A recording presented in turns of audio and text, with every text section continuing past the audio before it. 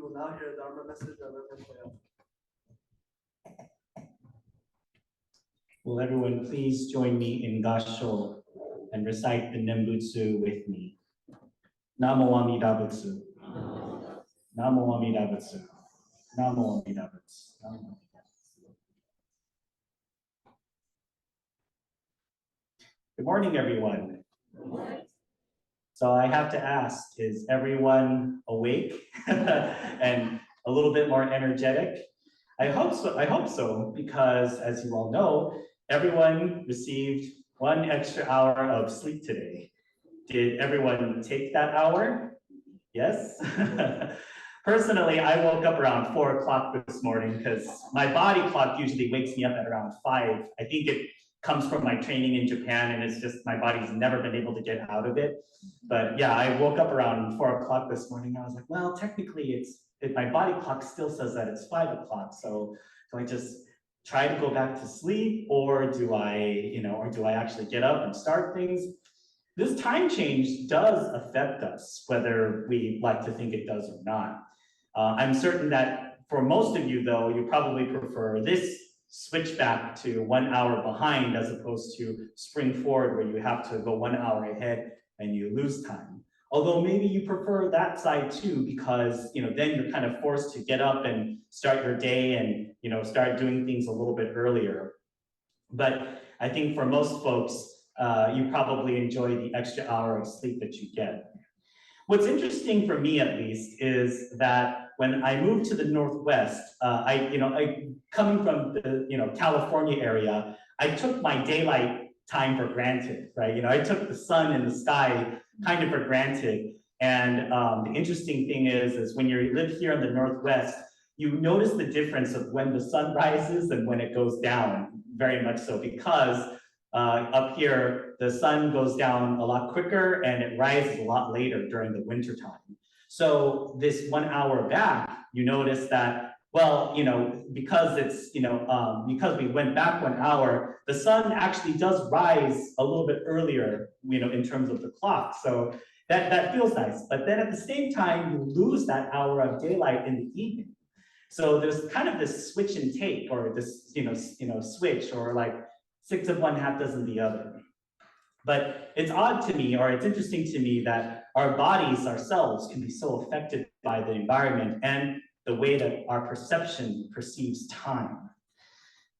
So today, for today's Dharma School Dharma talk, I'd like to go back to the first turning of the Dharma wheel in terms of Shakyamuni Buddha's teaching.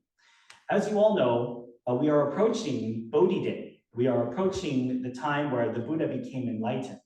So after the Buddha became enlightened, and after Prince Siddhartha sat under the Bodhi tree, he found his original 5 friends, the set of friends that he was trying to become enlightened with. And their way of doing things wasn't working. So when they saw him, they first tried to reject him because they said, he gave up on our ways, so therefore he's not as good.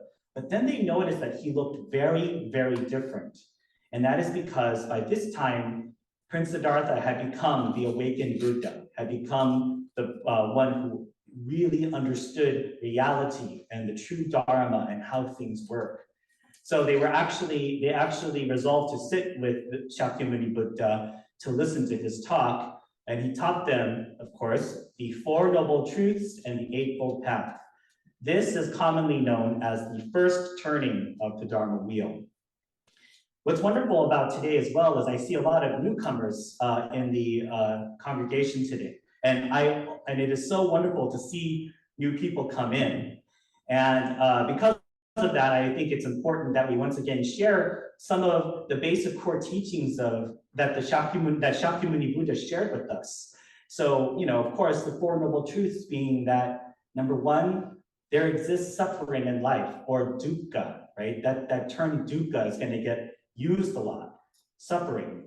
But that just means like unease. I mean, it could mean like real physical pain, but it could also mean dissatisfaction, right? As human beings, all of us are subject to, this craving of things that we want, right?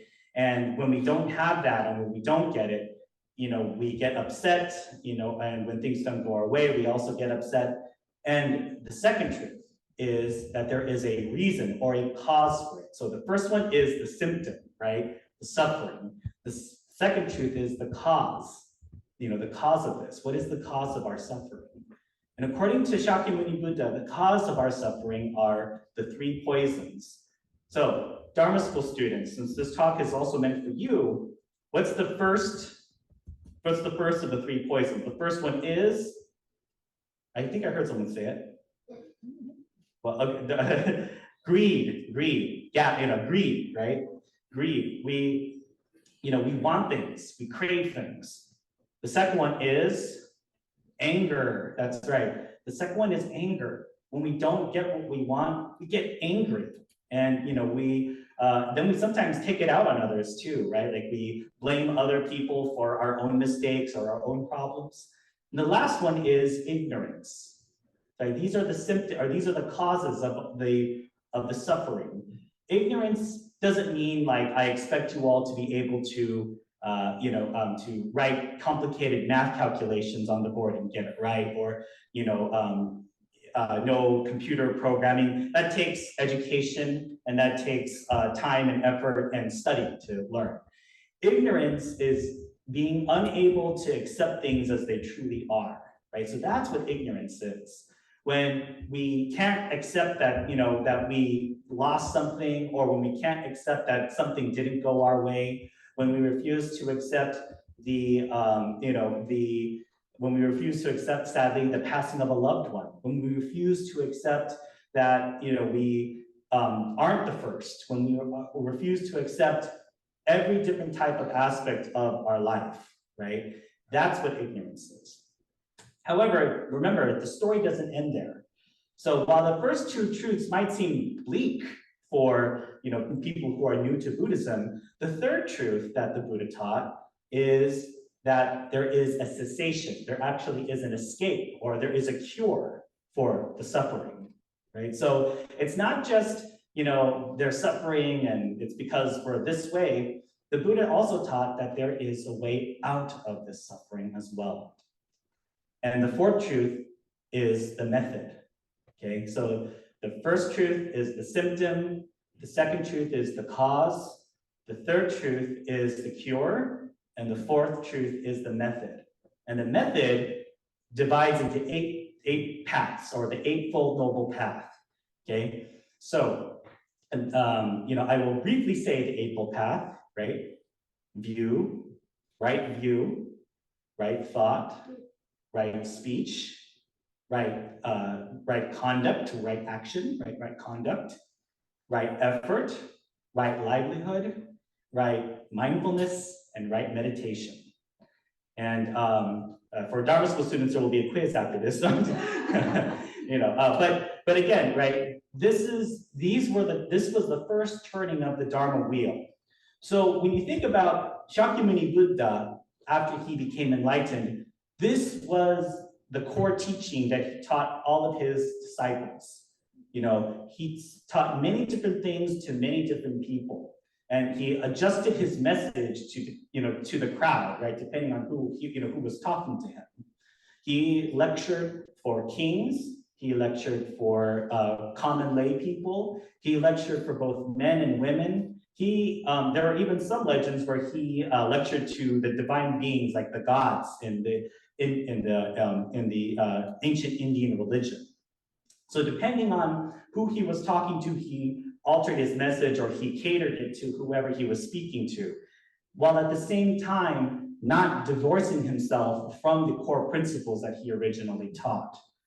So, what's interesting about the Buddhist teaching is that this kind of idea, or this commonality of it all, is that it relates to all of us, right? There does exist suffering in life. And just because we're Buddhists, right, just because we label ourselves as Buddhists or prescribe to the Buddhist teachings, doesn't mean that we automatically are no longer suffering. We still suffer on a daily basis, because we ourselves have to live with each other. We have to live with other people in society. We have to go about our day And we try to make it as best catered to our own whims as possible. And when that doesn't go our way, we get upset. And what's interesting to me is that despite how many years in the past Shakyamuni Buddha gave this lecture, the message for today still resonates very soundly for all of us. So for Dharma school students, especially, you're being exposed to more things on the news. You're being, I'm certain that at your schools, they're talking about more current events. And you notice that there is a lot of suffering that goes on in the world, as well as in our own society as well. And while of course there are structural and complicated issues that may be the root and the cause of a lot of these sufferings, in the end, it's our human nature and the way that we perceive ourselves and our egos that is probably the root cause of a lot of this suffering as well. So as Buddhists, what can we do? As Dharma school students, and all of us at this point should be considered Dharma school students, what can we do? Well, of course, one of the main things that we do as Dharma school students or as people who follow the Dharma is turn to the teachings of the Dharma, right? Listen once again very carefully to the teachings of Shakyamuni Buddha, right? What are the causes of this suffering, right? Yes, like I said, there are sometimes more complicated issues at work, but at the same time, right, you ask yourself, what is the cause of this suffering? The Buddha said that the cause of this suffering is our greed, anger, and ignorance. It is the fact that we hold so deeply to our own sense of self, that we hold so deeply to our own sense of being right, that our way of doing things is the only way of doing things, and that our ego is something that's very hard to keep in check. But at the same time, there is a cure for that suffering as well. So once again, going back to this first turning of the wheel of the Dharma, it helps us to realize that the Buddha provided us with a method of helping us escape or get away from that suffering. Now, for our visitors who came today, the Buddha also taught about the Pure Land as well. And I won't get too deep into that, but the easy thing for us to say is that Shakyamuni Buddha also gave us as Jodo Shinchu Buddhists a method for escaping that suffering as well. And that is Namo Amida Butsu. You notice for a lot of you who came in, we placed our hands together and said Namo Amida Butsu. I rely or I take refuge in the Buddha of infinite light and life. So I will get into that in another Dharma talk, but realizing that Shakyamuni Buddha provided us, all of us, with a method of being able to escape from the world of samsara, to be able to escape from this world of suffering. And so while, of course, as we continue to live and traverse through this life of hardship sometimes, but sometimes of good times as well, we realize that the Dharma wheel is continuously ever turning. The theme for this year's Dharma school is the cycle of life, right? The cycles of life, plural as well. But we also realize that with that cycle and with that turning, the Dharma wheel turns for our benefit as well. And as we come on, harder, times of hardship and times of struggle, the Buddhist teachings really come back to us, depending on what our situation is. And once again, it's funny that we as people, from time and time again, have to hear these messages again and again. I hope eventually for all of you, you can become, you have the Four Noble Truths and the Eightfold Path memorized, by rote memory or by, verbatim. But then, eventually, if you hear the message again, you ask yourself, you may say to yourself, I've already heard this message, or I already know this, right? But the truth is that as long as we are people, and as long as we continue to have these human emotions, we will continue to have this method of, we will continue to have the need of listening to the methods again and again and again. Because, we are still prone to anger, we are still prone to selfishness, we are still prone to, all of the things that hold us back from enlightenment. And for that reason alone, we need to hear the messages again and again and again. So while I went back to the first turning of the Dharma wheel, know that the Dharma wheel is continuously turning right now as I am speaking, as I am conveying the message from our master Shinran Shonin, and as Shinran Shonin was conveying the message from Shakyamuni Buddha. So I would like to thank you all for joining us today for our first Sunday service in November this year. I certainly hope we were all able to catch up on some sleep and get a little bit of extra rest. But I believe by next weekend, our bodies will hopefully have calibrated and we will be able to adjust accordingly to the time schedule. So thank you very much for coming today, and please join me in Gassho and recite the Nembutsu with me. Namo Amida Butsu. Namo Amida Butsu. Namo